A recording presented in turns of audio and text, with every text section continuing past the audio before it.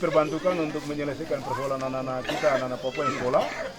Akhirnya Bapak orang turun tangan untuk bantu. Akhirnya pembangunan di kampung ya begini-begini ya. Kadang-kala bentrok itu. Ya, bentrok. Dewan Perwakilan Rakyat Papua 14 kursi Henry Kuseben Gepse mengadakan kegiatan tatap muka dengan masyarakat Dusun Yatom, Distrik Semangga, Kabupaten Merauke dalam rangka pengawasan dan pelaksanaan otonomi khusus Papua, Rabu 30 Juni 2021. Ada tambah lagi soal jalan tadi. Kegiatan tatap muka oleh Henry Kuseben Gepse bersama masyarakat bertujuan menjaring aspirasi dari warga tentang pelaksanaan otonomi khusus Papua selama 20 tahun. Pelayanan pendidikan di kampung-kampung di 24 distrik di Kabupaten Merauke tidak berjalan efektif. Biaya sekolah menyulitkan orang tua untuk membiayai anak sekolah mulai dari pendidikan dasar hingga perguruan tinggi. Kenapa kita kasih ke sekolah anak? Sehingga kita buang biaya ini berapa banyak? Terlalu banyak uang yang kita buang. Kalau pikir-pikir kita orang punya hidup, kita ini bisa-bisa pagi makan sore tidak. Ya. Hanya kita pikir uang itu untuk kita punya. Diperbantukan untuk menyelesaikan persoalan anak-anak kita, anak-anak Papua yang sekolah. Akhirnya Bapak orang turun tangan untuk bantu. Akhirnya pembangunan di kampung ya begini-begini ya. Mereka cuma bilang bahwa setiap beasiswa yang disalurkan untuk yang kuliah itu dalam jangka waktu 1 tahun. Ketika mereka tidak tahu yang kuliah di sana itu seperti apa.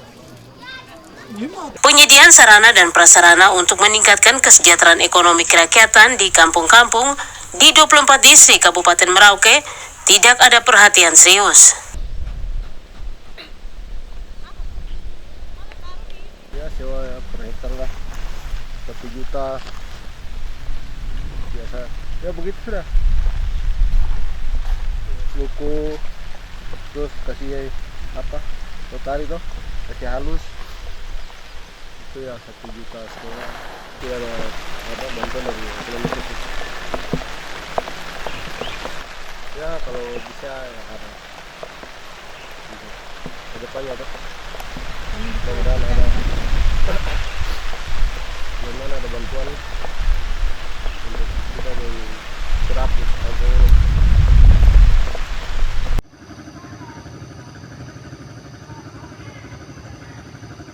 Selain itu, untuk mendapatkan akses pelayanan kesehatan di 24 distrik di Kabupaten Merauke tidak berjalan lancar seperti yang diharapkan orang asli Papua. Pelayanan kesehatan di daerah pedalaman sangat jauh dari harapan. Ini harus ada sebuah gebrakan-gebrakannya. Ini harus ada sebuah gebrakan-gebrakannya. Perlu kita kerjasama dengan pihak kabupaten dan provinsi untuk memperhatikan kesehatan orang Papua. Lapangan obat tidak ada di rumah sakit. Ibu punya anak baru melahirkan ini, Leo punya anak kemarin. Dorang bilang dia bahwa nanti tunggu-tunggu saja besok pagi baru kasih keluar dia tak ada matahari. Itu matahari bukan obat. Ini kenyataan yang real yang kita bicara dulu. Kesehatan kita perlu ada tim medis yang menetap. Orang ibu atau ada salah satu pasien yang dia sudah gawat darurat. Tidak bisa kita pikul ya kayak tadi Kita itu. tidak bisa pikul, akhirnya kita salahkan medis lagi. Yang menjadi kendala ini di mana? Karena transportasi umum yang kita biasa pakai. Sedangkan ada angkutan khusus. Akhirnya pakai trek pasir. Ya.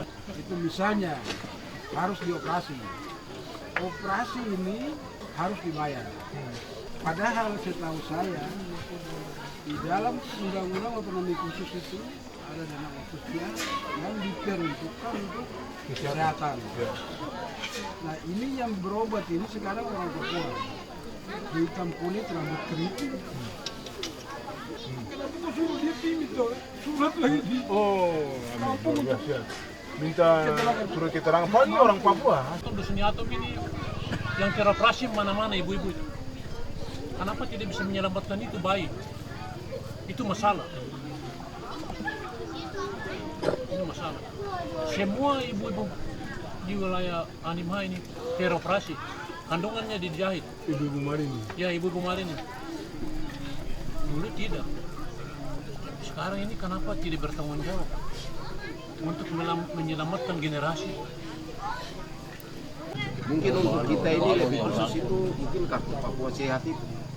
Kartu Papua Sehat itu sehingga itu menjadi identitas kita, sehingga ketika apa namanya kita pergi berobat, minta obat, harus inap atau harus ada tindakan operasi, itu tidak harus lagi minta persetujuan apa Anda bepadari yang menyangkut kesehatan, menyangkut yang dengan tadi penyakit itu. Kalau boleh ditanya oleh kartu Papua Sehat itu, iya KPS itu dia kalau boleh dia bisa membantu kami sampai ke tingkat sana. Iya tuh, sampai tindakan operasi itu.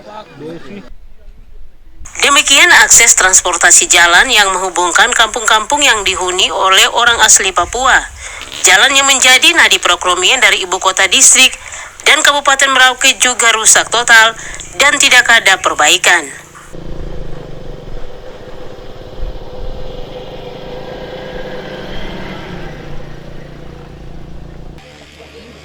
Jalan yang menghubungkan kabupaten dan distrik sama kampung-kampung.